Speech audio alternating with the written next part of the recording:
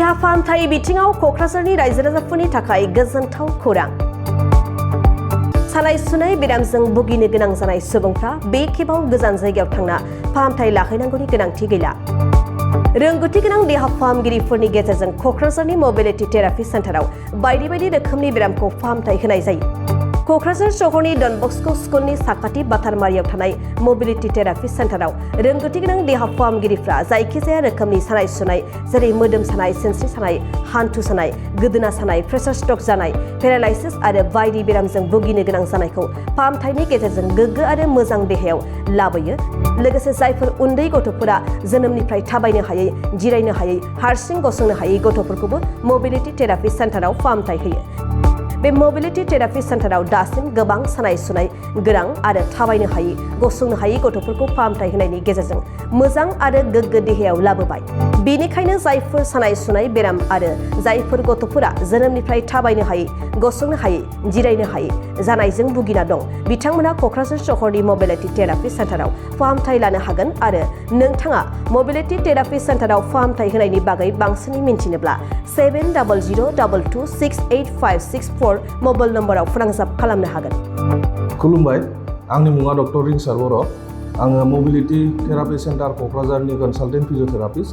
आं दिनैनि भिडिअ'आव बुंनो सानदोंदि जोंनि बे थेरापि सेन्टाराव मा रोखोमनि ट्रिटमेन्ट मोननाय जायो आरो मा रोखोमनि सिस्टेमै जोङो ट्रिटमेन्ट होयो बेफोरनि बादै। जोंनि बे मबिलिटि थेरापि सेन्टाराव जोङो मेनलि नायो सानाय सुनाय, सिनस्रि सानाय, हान्थु सानाय, गोदोना सानाय, बेफोरजों लोगोसे जोंनि उन्दै गथ'फोर जायफोरा जोनोमनिफ्राय थाबायनो रोङाखै, जायफोरा हयथ' एक्सिडेन्ट जानानै डिलिभारि टाइमाव एक्सिडेन्ट जानानै थाबायनो रोङाखै, जिरायनो रोङाखै, बेफोरनि माखासे ट्रिटमेन्ट होनाय जायो।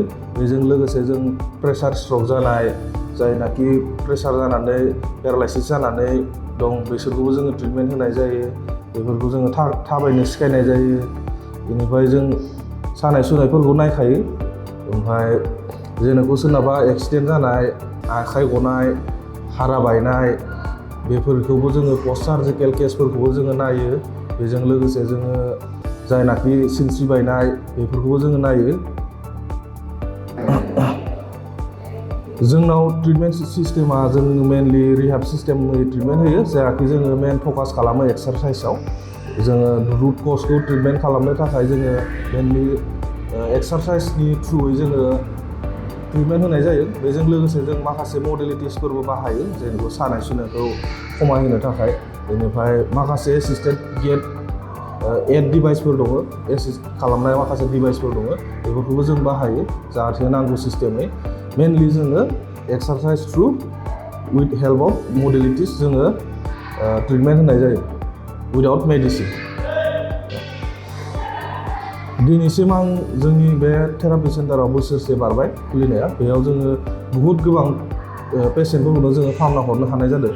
लोगोसे सानाय सुनाय पेसेन्टफोरखौ जों बुहुत फाहामनो हादों, गथ' उन्दैफोरखौबो जोङो बुहुत फाहामनो हादों। जों दा लकेसना मा?